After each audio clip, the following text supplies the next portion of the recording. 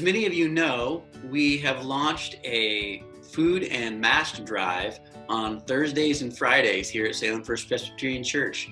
Now, to explain a little bit about the masks, let's hear from Delores Pederson. Hi. We collected about 75 masks this last week, and we only distributed a few, but it's gotten me excited about making masks, and we're going to keep this up, and maybe you can help us find places that need them. That's fabulous. Thanks, Delores.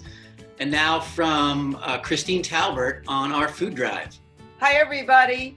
So the food we collected some food, 11 bags of groceries, and they went to the Dream Center. Craig, the guy who runs that place, was very happy with the food that they got. Next week they want masks also. So they want white flour cornmeal, white rice, and pinto beans.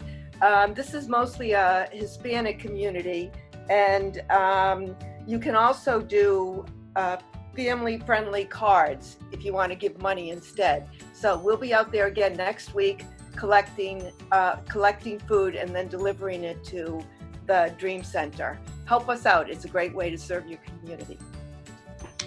Thanks, Christine. So Thursdays, noon to 2 for drop-off of food and masks, and Fridays, noon to 2 if you want to come and pick up a mask for yourself or someone you know. And now we'd like to hear from one of our volunteers who works diligently with our Family Promise partnership, Sue Roner. Well, as many of you know, thanks to our wonderful volunteers, we were supposed to host Family Promise families the end of this month, but they are staying at the day house in West Salem all night long now instead of going to different churches.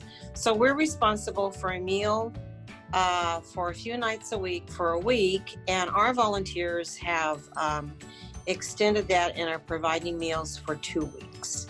We've had a wonderful response from a lot of our faithful volunteers, and we've had some new people step up, and we even had donations of funds so we could have some meals brought into the day house for the families. Right now there are 3 families there. Hopefully we'll be getting another one soon. Family Promise has really done a great job working with a lot of families during this time. Several of them have been able to find their own apartments and get moved. And so that's really good and very hopeful. So it's good to see so many people are continuing to support that program.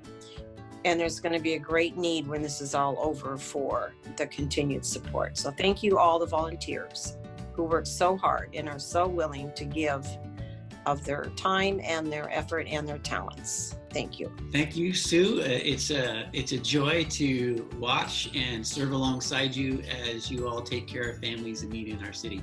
So if you're interested in volunteering, I'm sure Sue wouldn't mind you to give her a call or send her an email. So let's join the team. All right. And now let's transition for a word from those involved in our discipleship ministries.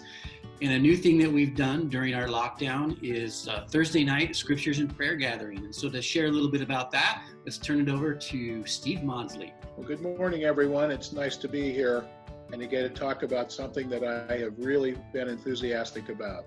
I have found that I do much better when I have some structure in my life, and having a gathering on my calendar Thursday night ensures that I will be there and I will be attentive. I have been able to attend that meeting once, even from a car driving down from Portland through my cell phone. So it's very, very convenient. Rob has found some wonderful passages of scripture for us to read and converse about, and he's got some very provocative questions. The ones that get me the most and the ones that are the most relevant are the usual question, which is, how does this piece of scripture apply to your life today? How can you use this learning in your life today and make this real? The other really neat part about it is through this amazing technology is we get to actually see and hear each other back and forth, much more so than we're able to do on the Sunday morning services. So I highly recommend that you attend it. Log in. So far we've been having 7 to 8 people or so. You do not have to dress up for this. Just you're welcome to have a beverage of your choice while we're doing this, and come visit. 6:30 Thursday evening, lasts roughly an hour and 15 minutes to an hour and a half, depending. But you can come in late and you can leave early if you need to. Thank you very much for the opportunity to talk about this, Rob. Thank you, Steve. That was great. I'm glad you've been a part of the group. Now, thinking about moving forward with some discipleship options, I want to introduce my good friend, Michael Lamb. What have you got for us, Michael?